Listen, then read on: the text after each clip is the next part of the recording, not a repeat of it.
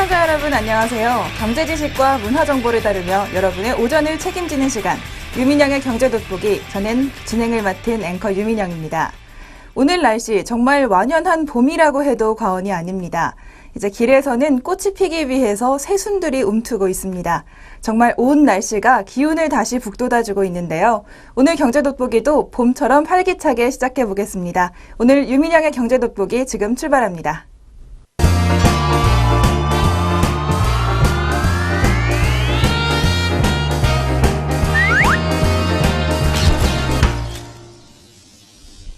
첫 순서는 최신 경제 이슈를 빠르고 깊게 들여다보는 시간, 동향 돋보기 시간입니다.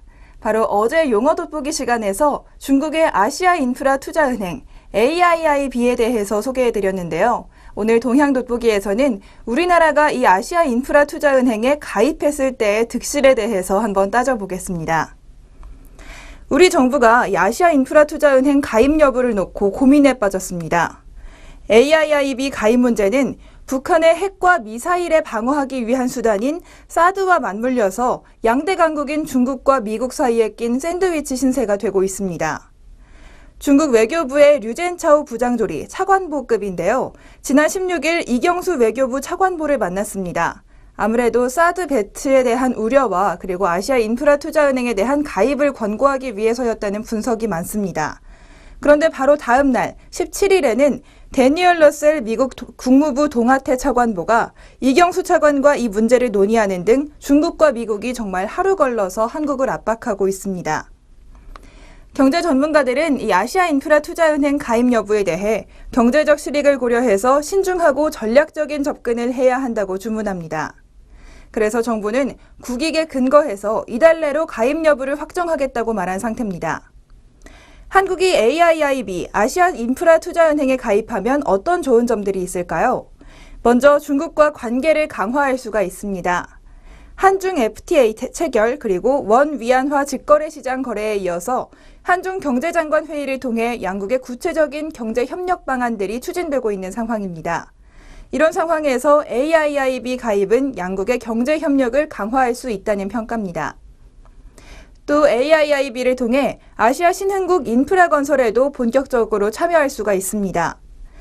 아시아 인프라 투자은행은 아시아 개발도상국들이 사회 간접 자본 SOC를 건설할 수 있도록 자금 등을 지원하는 국제금융기구입니다.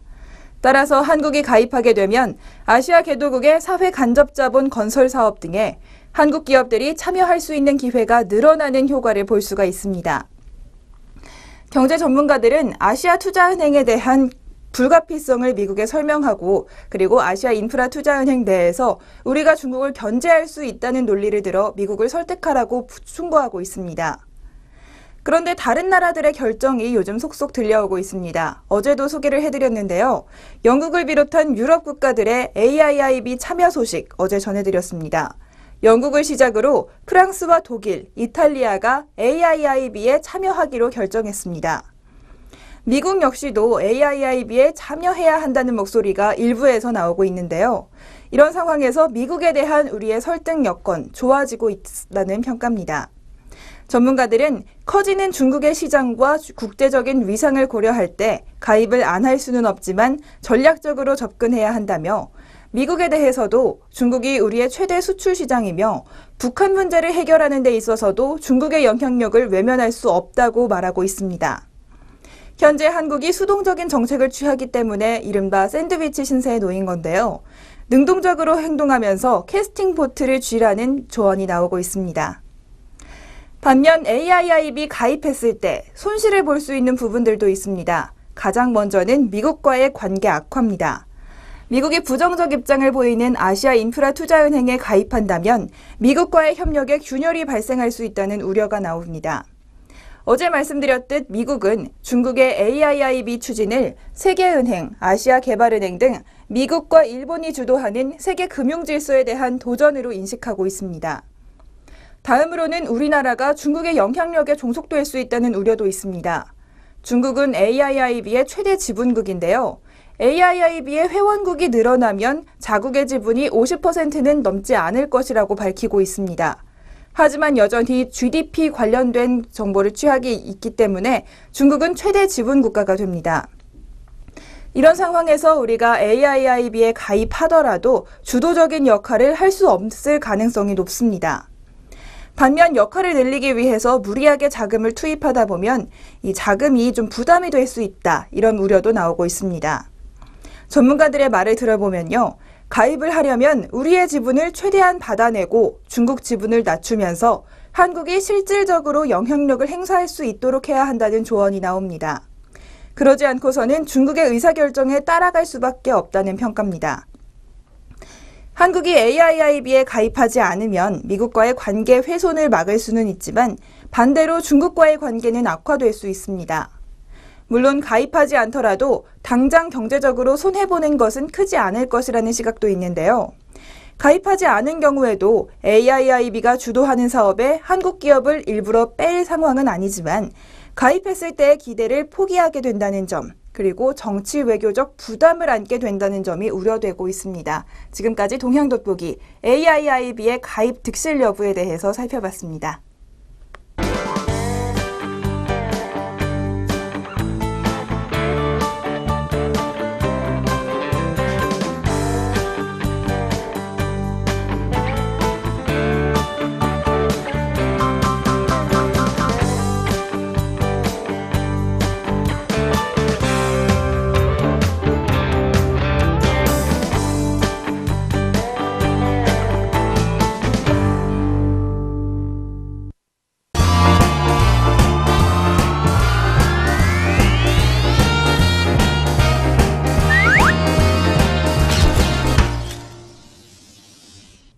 이번 순서는 아리송한 단어 확실하게 잡아가는 시간, 용어 돋보기 시간입니다. 오늘은 NCC라는 용어에 대해서 살펴보겠습니다. 요즘 산업계, 특히 화학업계를 다룬 뉴스에 많이 나오는 말인데요. 바로 이 NCC, 어떤 것을 의미하는지 자세히 살펴보겠습니다. NCC, 우리말로는 나프타 분해 설비입니다. 말 그대로 나프타를 분해하는 설비인데요. 그렇다면 나프타란 무엇일까요? 바로 원유를 증류할 때 얻어지는 물질 중 하나라고 합니다. 바로 이 NCC가 나프타를 분해해서 석유화학의 기초 원료인 에틸렌과 프로필렌 등을 생산합니다. 우리나라 정유화학업체들도 이 NCC를 많이 이용해서 나프타를 원료로 다양한 제품들을 만들어내고 있습니다. 특히 최근에 우리나라 NCC, 나프타 분해 설비에 슈퍼사이클이 도래했다, 이런 말들이 나오는데요. 지난해 하반기부터 국제 유가가 떨어져서 원료인 나프타 가격은 크게 떨어진 반면 나프타를 이용해 만들어지는 에틸렌의 공급량이 전 세계적으로 빠듯하기 때문에 가격이 강세를 보이고 있기 때문입니다. 즉 원료인 나프타는 저렴해지고 생산 제품인 에틸렌 가격은 상승하고 있는 겁니다. 그래서 NCC를 이용한 우리나라 기업들의 슈퍼사이클이다, 이런 말들이 나오는데요. 우리나라 에틸렌 제품 원료는 나프타입니다. 하지만 모두가 나프타로 만드는 건 아니라고 합니다. 북미 지역의 에틸렌은 셰일가스를 기반으로 만들고요. 중동은 값싼 에탄가스로, 중국은 석탄화학을 기반으로 만듭니다. 이런 경쟁국들에 비해서 나프타를 기반으로 한 우리나라 에틸렌 제품들이 가격 경쟁력을 빠르게 회복하고 있습니다. 그래서 최소 2018년까지는 우리나라 NCC가 호황기를 맞을 것이라는 분석이 나오고 있습니다. 그렇다면 원료인 나프타 가격과 제품인 에틸렌 가격, 수치로 살펴보겠습니다.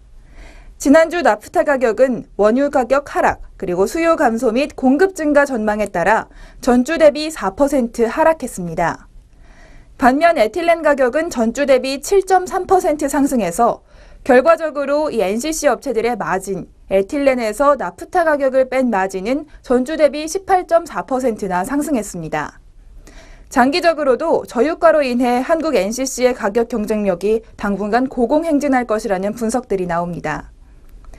그동안 미국이 셰일가스 개발을 확대하면서 NCC는 셰일가스 기반의 ECC에 비해서 가격 경쟁력이 떨어져서 고민해왔습니다. 2009년에 톤당 130달러 차였는데요. 지난해 860달러 차까지 벌어지면서 가격 경쟁력에서 국내 NCC 업체들이 많은 고생을 했습니다.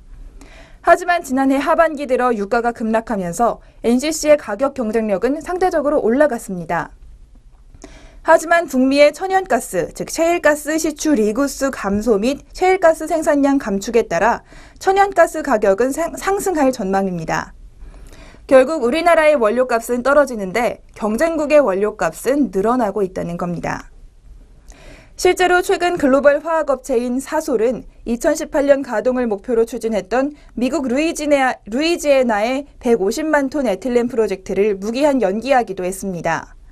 또 중국의 석탄화학을 기반으로 한 폴리에틸렌 공장 설비 신증설 규모도 올해 150만 톤 정도로 전년 규모를 하회할 전망입니다. 석유화학업계 관계자에 따르면 최근 유가 약세로 석탄화학 설비 경쟁력이 떨어지고 환경에 대한 관심이 높아져 석탄화학에 대한 여론이 악화됐기 때문에 중국의 일부 프로젝트가 취소 혹은 지연될 가능성도 여전히 남아있다고 말했습니다. 반면 에틸렌 제품 가격은 굉장히 상승하고 있습니다. 글로벌 에틸렌 증설 규모는 2015년 4%, 내년에는 3.3%로 예상되는 데 반해서 매년 수요는 3에서 5%씩 늘어나 수급 상황이 빠듯합니다. 특히 아시아 영내의 NCC 증설이 우리나라를 제외하고는 거의 없기 때문에 앞으로 3년간 에틸렌 제품의 수익성이 더욱 확대될 수 있다는 진단입니다. 이에 따라 한때 셰일가스를 활용한 ECC로 눈을 돌리려던 우리나라 업체들, 다시 원유 처리 시설인 NCC로 회귀하고 있습니다. 특히 대환유화는 총 4,950억 원을 투자해서 에틸렌 생산 능력을 기존 47만 톤에서 80만 톤으로 확대하기도 했습니다. 대한유화는 이번 에틸렌 생산 설비 증설로 파이프와 포장재 등에 사용하는 고밀도 폴리에틸렌의 공장 가동률도 더욱 늘릴 수 있게 됐습니다. LG화학 역시 지난해 말 여수 NCC 공장의 생산 능력을 15만 톤 증가시켰고요. 세계 최초로 에틸렌 1kg을 생산하는 데 필요한 열량을 3,000칼로리대까지 낮췄습니다. 전 세계 석유화학 기업들이 에틸렌 1kg을 생산하는 데 사용하는 평균 열량 7,500칼로리 정도입니다. LG화학 관계자는 북미와 중동, 중국 업체들의 가격 경쟁이 갈수록 치열해지는 가운데 생산 원가에서 가장 많은 부분을 차지하는 에너지 사용량 감축이 즉 생산 원가 절감으로 이어진다고 설명했습니다. 다음으로 한화케미칼은요, 지난해 발표한 삼성그룹과의 빅딜이 있었습니다. 이를 통해서 삼성토탈의 NCC 생산시설까지 흡수하게 됐습니다. 그래서 한화케미칼의 에틸렌 생산 능력, 세계 9위 수준인 291만 톤으로 늘어나서 원가 경쟁력이 확대될 것으로 보입니다. 지금까지 용어 돋보기에서 나프타 분해 설비, NCC와 관련 업계의 상황에 대해 자세히 알아봤습니다.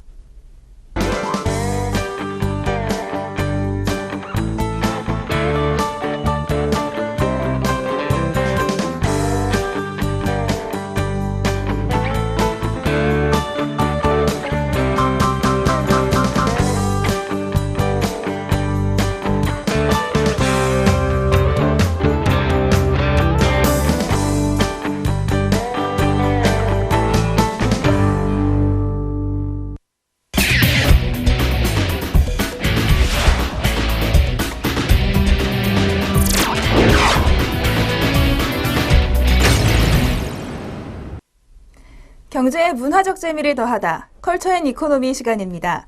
오늘 목요일은 가볼 만한 전시들 소개해드리는 시간이죠. 오늘도 좋은 전시들 준비했습니다.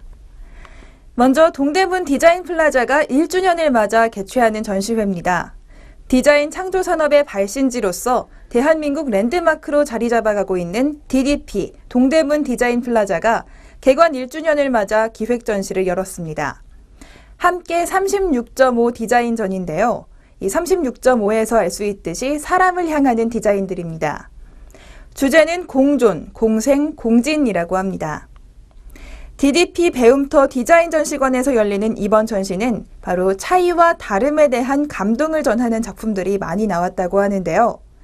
인간의 성장 여정과 신체적 확장을 위한 디자인, 그리고 소외된 90%의 삶을 위한 디자인 등 200여 종의 작품을 통해서 신체적, 사회문화적, 환경적 공존, 그리고 공생, 공진을 통해 더불어 살아가는 삶의 의미를 전합니다. 앞서 말씀드렸던 주제는 공존과 공생, 공진입니다. 이렇게 크게 세 가지 섹션으로 나뉘어서 디자인의 사회적 역할을 공유하고 있습니다. 먼저 차이와 차별을 아우르는 삶 이야기를 다루는 공존 섹션에서는 편안한 발을 위한 다양한 신발 모형, 36.5 삶의 의자 등 46점이 전시됩니다. 다음 공생 섹션에서는 강함과 약함, 풍요와 빈곤의 차이를 뛰어넘어 모두가 따뜻한 36.5 디자인을 다루는데요. 여기서는 3D 졸업 앨범, 인큐베이터 등 100여 점이 선보이고 있습니다. 마지막으로 100세 시대 공진의 사회를 꿈꾸는 공진 섹션에서는 인간의 생애 주기에서 겪는 신체적 한계들, 이런 것들을 극복하게 해주는 디자인 제품들 53점이 전시됩니다. 이외에도 교육체험 프로그램 및 기업 참여 프로그램, 그리고 디자인 놀이터에서 진행되는 어린이 프로그램 등 DDP 전역에서 매일매일 따뜻한 프로그램들이 전시되고 있습니다. 이번 기획 전시에 참여한 은병수 전시감독은 DDP 개관 1주년을 맞이해 기획된 본 전시를 통해 차이와 다름에 대한 인식을 새로이 하고 디자인의 진정한 역할과 가치, 배려에 대해 생각해보는 기회가 될 것이라고 말하고 있습니다. 함께 36.5 디자인전은 동대문 디자인 플라자에서 5월 24일까지 전시가 계속될 예정입니다. 다음으로는 호림박물관의 전시 소식입니다. 호림박물관은 조선시대 목공의 특별전 중 하나로 조선의 나전 오색찬란전을 신사분관에서 개최하고 있습니다. 나전은 전통 목공예품의 대표적인 꾸밈 기법 중 하나죠. 검은색의 오칠을 한 나무 표면에 전복이나 자개패를 오려내서 붙이거나 박아 넣는 공예입니다. 우리나라의 나전칠기, 고려와 조선시대 전반에 걸쳐서 유행했는데요. 특히 조선 후기인 18세기와 19세기에는 사용계층이 평민으로까지 확대되면서 사군자, 민화 등에서 소재를 사용한 회화 무늬까지 기법이 다채로워지는 특징을 가지고 있습니다. 이렇게 제작된 나전칠기는 나전 무늬 특유의 영롱하면서도 오색찬란한 빛깔이 검은 오칠 표면을 화려하게 수놓으면서 화사한 분위기를 자아냅니다. 호림박물관은 이번에 영롱한 빛이 아름다운 나전, 그리고 화려한 채색이 강조돼서 여성들에게 사랑받은 화각, 그리고 바다거북의 등껍질과 상어의 가죽으로 제작한 대모 및 어피를 전시하며 오색찬란이라는 프레임을 통해 조선시대의 화려한 공예 문화를 조명하고 있습니다. 이번 전시의 구성, 조선 후기에 제작된 목공예품들을 크게 목 나전을 입히다, 목 색을 더하다로 구분돼서 진행됩니다. 먼저 목 나전을 입히다 코너에서는 사군자, 화조, 길상문자, 장생, 산수인물 등 나전 문양이 섬세하게 장식돼 마치 한 편의 회화 작품을 보는 것 같은 작품들을 중심으로 선보입니다. 목 색을 더하다 섹션에서는 나전뿐만 아니라 화각, 대모, 어피 등 다양한 소재의 목공예품들을 남성과 여성의 생활용품으로 구분해서 전시하고 있습니다. 사실 조선시대 작품이 어디에 위치해 있느냐도 중요했습니다. 안방의 경우는 가정의 화목을 도모하는 공간이었기 때문에 보다 색이 밝고 화사한 것을 선호했고요. 이에 따라 나전의 문양도 한층 화려한 느낌을 주는 것이 대부분입니다. 그러나 사대부의 학문 공간인 사랑방은 학문에 집중할 수 있도록 화려한 장식의 공예품이 상대적으로 적은 편이라고 말할 수가 있습니다. 이런 점에 초점을 맞춰서 전시도 구성됐는데요. 아울러 조선시대 목공예품 관람에 도움이 될 수 있도록 국립중앙박물관, 국립고궁박물관, 국민민속박물관 등 다른 기관의 소장품들도 함께 전시하고 있습니다. 조선의 나전 오색찬란전은 이번 달 14일부터 다음 6월 30일까지 호림박물관 신사분관에서 개최됩니다. 지금까지 컬처 앤 이코노미 좋은 전시들 소개해드렸습니다.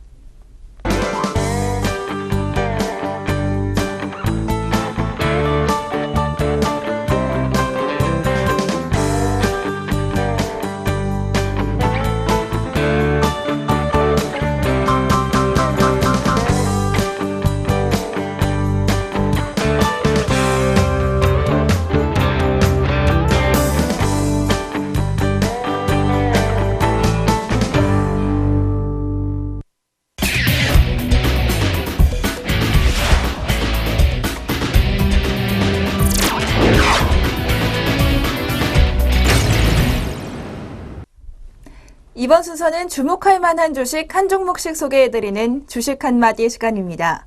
오늘은 현대백화점에 대해서 자세히 알아보겠습니다. 먼저 현대백화점, 2016년에 매출액이 6조 원을 상회할 것이라는 전망이 나왔습니다. 올해 이후부터 영업이익 성장이 급격하게 이뤄질 것으로 보인다는데요.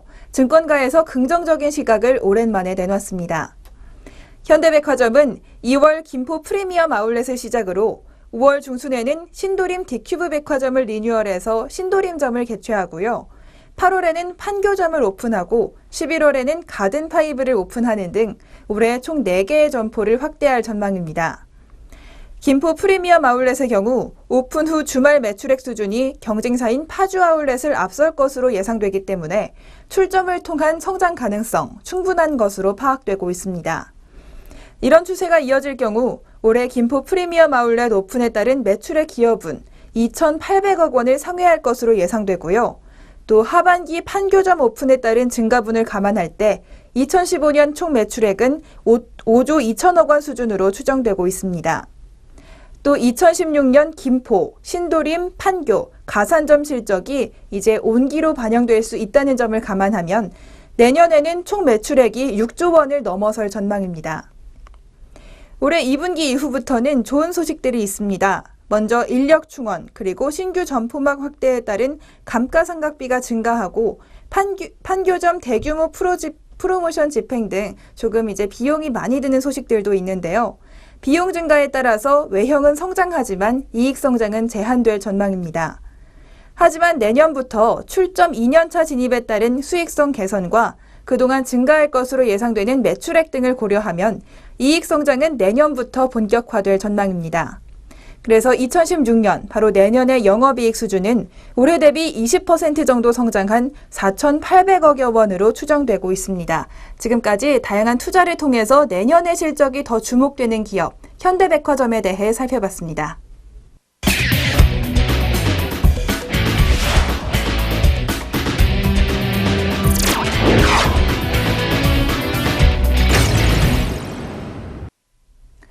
경제적으로 사느라 지친 삶 가운데 쉼표가 되는 시간, 3분 문학 충전 시간입니다. 오늘은 김승희 시인의 장미와 가시라는 시 준비했습니다. 김승희 시인은 현재 서강대학교 국문학 교수로 있으면서 최근까지도 작품 활동을 왕성하게 하는 원로 작가입니다. 김승희 시인의 가장 유명한 시, 바로 장미와 가시인데요. 짧은 시 가운데 반전이 있습니다. 시 함께 들어보시죠. 장미와 가시, 김승희. 눈먼 손으로 나는 삶을 만져보았네. 그건 가시투성이었어.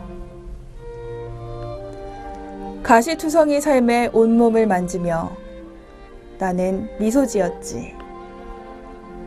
이토록 가시가 많으니 곧 장미꽃이 피겠구나 라고. 많은 사람들이 자신의 삶은 가시투성이라고 느낍니다. 그래서 슬퍼하기도 하고 서로 위로하기도 하고 인생은 원래 그런 거라며 받아들이기도 하죠. 그런데 시인은 한 걸음 더 나아갔습니다. 이렇게 가시가 많으니까 곧 장미가 필 거라고 말이죠. 한번 뒤집어서 생각하면 절망이 희망이 되기도 합니다. 그렇게 생각하는 법 오늘 시를 통해 배웠습니다.